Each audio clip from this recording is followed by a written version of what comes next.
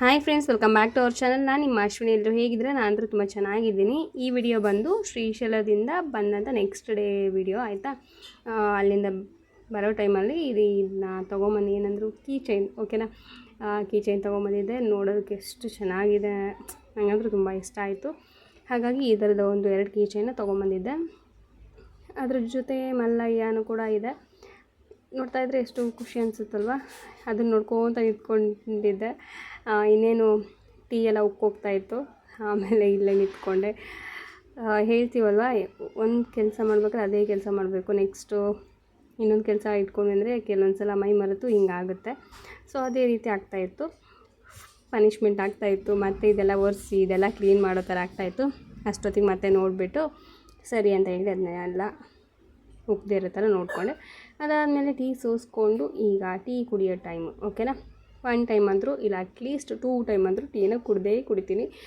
ಇದನ್ನು ಬಿಡಬೇಕಂತ ಎಷ್ಟು ಪ್ರಯತ್ನ ಪಟ್ಟರೂ ಆಗ್ತಾಯಿಲ್ಲ. ಏನು ಮಾಡೋದು? ಓಕೆ, ಪರವಾಗಿಲ್ಲ. ಈಗ ಟೀನ ಸೋಸ್ಕೊಂಡು ತೊಗೊಂಡು ಹೋಗಿ ಕುತ್ಕೊಂಡು ಈಗ ಆರಾಮಾಗಿ ಟೀ ಕುಡಿಬೇಕಾಯ್ತಾ. ಟೀ ಕುಡ್ದಾದ್ಮೇಲೆ ನೆಕ್ಸ್ಟ್ ನಾವೀಗ ಮತ್ತೆ ಜರ್ನಿನ ಸ್ಟಾರ್ಟ್ ಮಾಡಿದ್ವಿ. ಇಲ್ಲಿಗೆ ದಾವಣಗೆರೆಯಿಂದ ಹರಪನಹಳ್ಳಿಗೆ ಹೋಗ್ತಾಯಿದ್ದೀವಿ. ನಾನು, ನನ್ನ ಮಗ ಮತ್ತು ನಮ್ಮ ಮನೆಯವರು 3 ಜನ ಹೋಗ್ತಾಯಿದ್ದೀವಿ. ಏನಕ್ಕೆ ಅಂತ ಅಂದರೆ ಮುಂದೆ ಹೇಳ್ತೀನಿ ಆಯಿತಾ. ದಾವಣಗೆರೆಯಿಂದ ಹರಪನಹಳ್ಳಿಗೆ ಹೋಗಬೇಕು, ಹರಪನಹಳ್ಳಿಯಿಂದ ಮತ್ತೆ ಇನ್ನೊಂದು ಊರಿಗೆ ಹೋಗಬೇಕು. ಯಾಕಂತ ಅಂದರೆ ಅಜಯ್ಗೂ ಮತ್ತು ನಮ್ಮ ಮನೆಯವ್ರಿಗೆಲ್ಲ ಕೈಯಲ್ಲಿ ನಾರುಳ್ಳಿ ಎಲ್ಲ ಆಗಿದ್ವಲ್ಲ.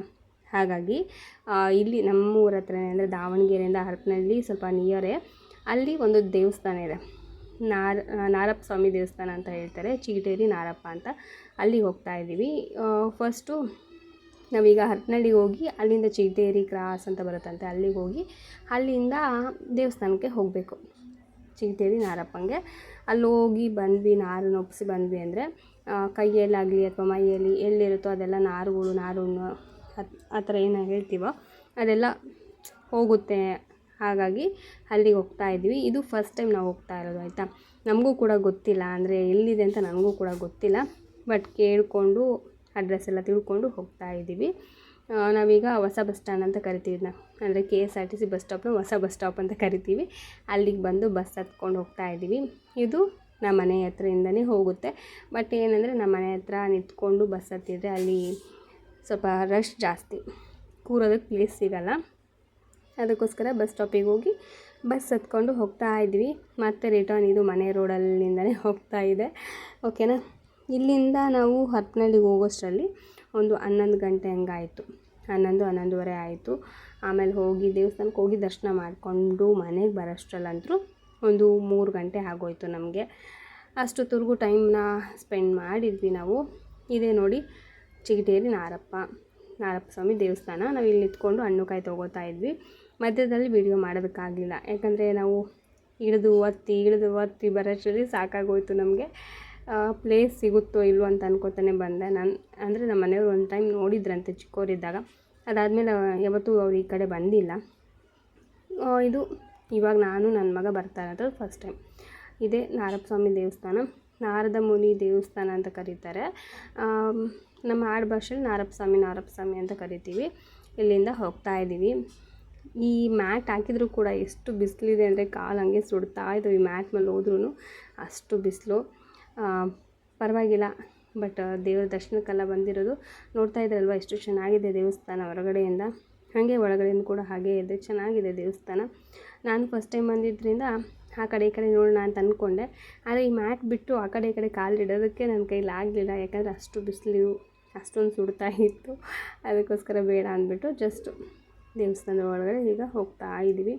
ನನ್ನ ಮಗ ಅದನ್ನೇ ಕಾಮಿಡಿ ಮಾಡ್ತಾ ಇದ್ದಾನೆ, ಓಡ್ ಬಾ ಮೇಲ್ಗಡೆ ಓಡ್ಬಾ ಅಂತಂದೇಳಿ. ಆಮೇಲೆ ಹೋದೆ ನಾನು. ಇವಾಗ ದೇವಸ್ಥಾನದೊಳಗಡೆ ಎಂಟರ್ ಆಗ್ತಾ ಇದ್ದೀವಿ. ಇದೇ ಆ ಒಂದು ದೇವಸ್ಥಾನ, ನಾರಪ್ಪ ಸ್ವಾಮಿ ದೇವಸ್ಥಾನ. ಯಾರಿಗಾದರೂ ಗೊತ್ತಿದ್ದೆ ಅಂದರೆ ಓಕೆ, ಗೊತ್ತಿಲ್ಲ ಅಂದರೆ ದಾವಣಗೆರೆಯಿಂದ ಹರಪನಹಳ್ಳಿಗೆ ಬರಬೇಕು. ಹರಪನಹಳ್ಳಿಯಿಂದ ಚಿಗಟೇರಿ ಕ್ರಾಸು, ಹರಪನಹಳ್ಳಿಯಿಂದ ಚಿಗಟೇರಿ ದೇವಸ್ಥಾನ ಚಿಗಟೇರಿ ಊರು ಹೋಗುವಂಥ ಬಸ್ಸು ಸಿಗುತ್ತೆ. ಬಟ್ ಅದು ಟೈಮಿಂಗ್ ಇಲ್ಲ ಆಯಿತಾ. ಹಾಗಾಗಿ ಚಿಗಟೇರಿ ಕ್ರಾಸ್ ಅಂತಂದು ನೀವು ಬಸ್ಸಿಗೆ ಹತ್ತಿದ್ರಿ ಅಂದರೆ ಆರಾಮ್ಸೆ ನಿಮ್ಗೆ ತುಂಬ ಬಸ್ಗಳು ಸಿಗುತ್ತೆ. ಅಲ್ಲಿ ಇಳ್ಕೊಂಡು ಅಲ್ಲಿಂದ ಆಟೋಕ್ಕೆ ನೀವು ಚಿಗಟೇರಿಗೆ ಬರಬೇಕಾಗತ್ತೆ. ಒಳಗಡೆ ಲಾಸ್ಟ್ ಸ್ಟಾಪೇ ಇದು. ದೇವಸ್ಥಾನಕ್ಕೆ ನಿಲ್ಲಿಸ್ತಾರೆ. ಆಟೋದವ್ರಿಗೆ ಹೇಳಿದರೆ ಚಿಗಟೇರಿ ನಾರಪ್ಪ ಸ್ವಾಮಿ ದೇವಸ್ಥಾನ ಹತ್ರ ನಿಲ್ಲಿಸ್ರಿ ಅಂದರೆ ಅಲ್ಲಿ ಕರ್ಕೊಂಬಂದು ನಿಲ್ಲಿಸ್ತಾರೆ, ಆಯಿತಾ. ಇವಾಗ ಇಲ್ಲಿ ಕುತ್ಕೊಂಡು ಒಂದು ಸ್ವಲ್ಪ ಹೊತ್ತು ಶಾಂತವಾಗಿ ವಿಡಿಯೋ ಮಾಡ್ಕೊಳ್ತಾ ಇದ್ದೀನಿ. ಇನ್ನೇನು ಮತ್ತೆ ನಮ್ಮ ಜರ್ನಿನ ಸ್ಟಾರ್ಟ್ ಮಾಡಬೇಕು. ಇಲ್ಲಿಂದ ಕ್ರಾಸಲ್ಲಿ ಹೋಗಿ ಇಳಿಬೇಕು. ಆಟೋ ಹತ್ಕೊಂಡು ಕ್ರಾಸಿಗೆ ಹೋಗಿ ಇಳಿಬೇಕು. ಅಲ್ಲಿಂದ ಬರುವಂಥ ಬಸ್ಸನ್ನು ಹತ್ಕೊಂಡು ಹರಪನಹಳ್ಳಿಗೆ ಹೋಗಿ ಇಳಿಬೇಕು. ಆಮೇಲೆ ಹರಪನಹಳ್ಳಿಯಿಂದ ದಾವಣಗೆರೆಗೆ ಬಸ್ ಹತ್ಕೋಬೇಕು. ಆಮೇಲೆ ಮತ್ತೆ ದಾವಣಗೆರೆಗೆ ಇಳಿಬೇಕು. ಈ ಥರ ಇದೆ ನಮ್ಮ ರೂಟೀನು. ಸೊ ಹೋಗಬೇಕು. ಅದರಲ್ಲಿ ಇನ್ನೊಂದು ಏನಂದರೆ ಬೇಸಿಗೆ ಕಾಲದಲ್ಲಿ ಈ ಥರ ಟ್ರಾವೆಲ್ ಮಾಡೋದು ಸ್ವಲ್ಪ ಕಷ್ಟ ಅಂತ ಅನಿಸುತ್ತೆ.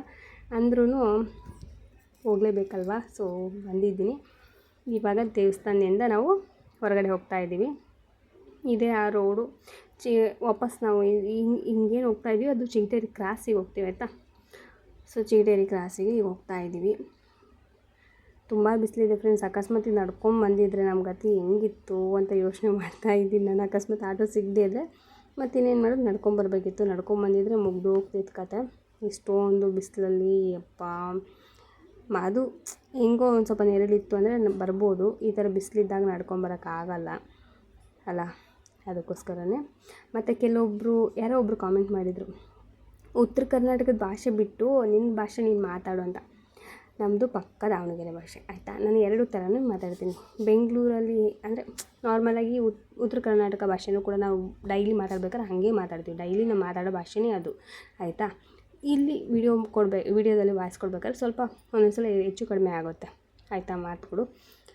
ನಾವು ನಾರ್ಮಲಾಗಿ ಅದನ್ನು ವಾಯ್ಸ್ ಓವರ್ ಕೊಟ್ಟಿಲ್ಲ ನಾನು. ಡೈಲಿ ನನ್ನ ಮಕ್ಕಳ ಜೊತೆ ಹೆಂಗೆ ಮಾತಾಡ್ತೀನೋ ಹಾಗೆ ಮಾಡಿಬಿಟ್ಟಿದ್ದೀನಿ. ಅದಕ್ಕೂ ಕೂಡ ಕಾಮೆಂಟ್ ಹಾಕಿದ್ದಾರೆ, ಇದು ನನ್ನ ಭಾಷೆ ರೀ, ನಾನು ಮಾತಾಡೋಂಥ ಭಾಷೆಗಳನ್ನ ಎದಕ್ಕೆ ರೀ ನೀವು ಅಷ್ಟೊಂದು ತಲೆ ಕೆಡಿಸ್ಕೊತೀರಾ, ಉತ್ತರ ಕರ್ನಾಟಕ ಭಾಷೆ ಮಾತಾಡಬೇಡ್ರಿ ಅಂತಂದು ಹೇಳ್ತೀರಲ್ಲ. ನಮ್ಮ ಭಾಷೆನೇ ಅದು, ಆಯಿತಾ.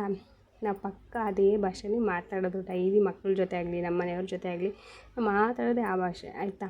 ನಿಮಗೆ ಆ ಭಾಷೆ ಕೇಳೋಕ್ಕೆ ಇಷ್ಟ ಆಗಲಿಲ್ಲ ಅಂದರೆ ಸ್ಕಿಪ್ ಮಾಡಿ, ಕೇಳಬೇಡಿ.